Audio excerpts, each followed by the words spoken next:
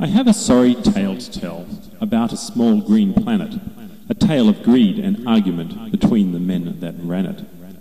But so you can appreciate the subtleties involved, we must go back a little ways before the truth be told. 'Twas early 1800 when wheels began to spin, pistons pumped and whistles blew and made an awful din.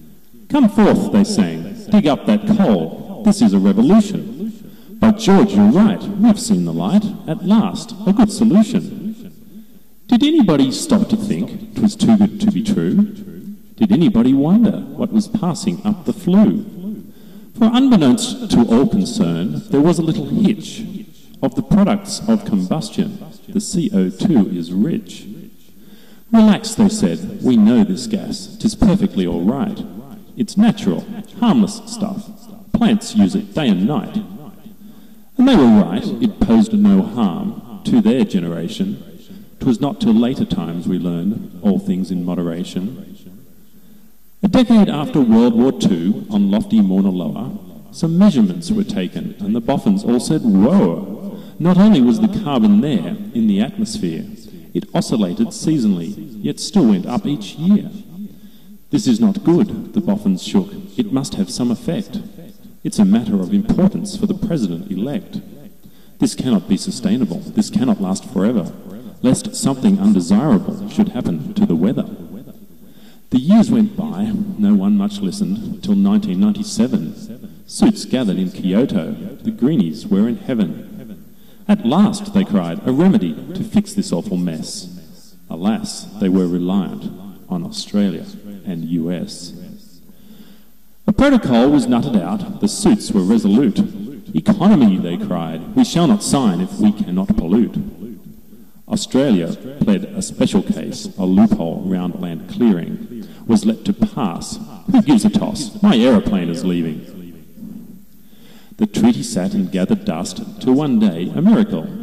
The Russians chose, they figured best, no more would they be cynical.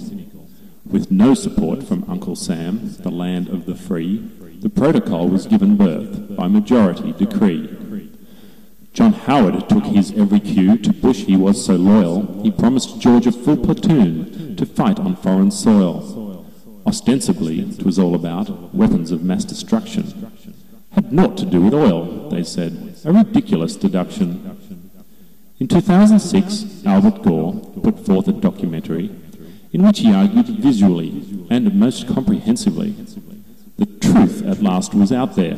No more could weasels hide. ExxonMobil were overcome, an end to their free ride. One other major industry deserves a special mention for their eagerness to stop all moves promoting new invention. A motor car, you will agree, with engine of great force, would make an all-round better friend without the damned exhaust. Not only can the batteries be charged en route downhill, they offer great utility when plugged and standing still. Our grid is very clever, an active balance steady. For every watt that I might need, a burner sits at ready. A smarter grid would have reserve to meet the unexpected. Electric cars, the studies show, are set to be selected by drivers who prefer to sell than pay for fossil dust, and help the local wind turbine catch every passing gust. So here we stand today, my friends. We're all in this together, a victim of our ignorance, at mercy of the weather.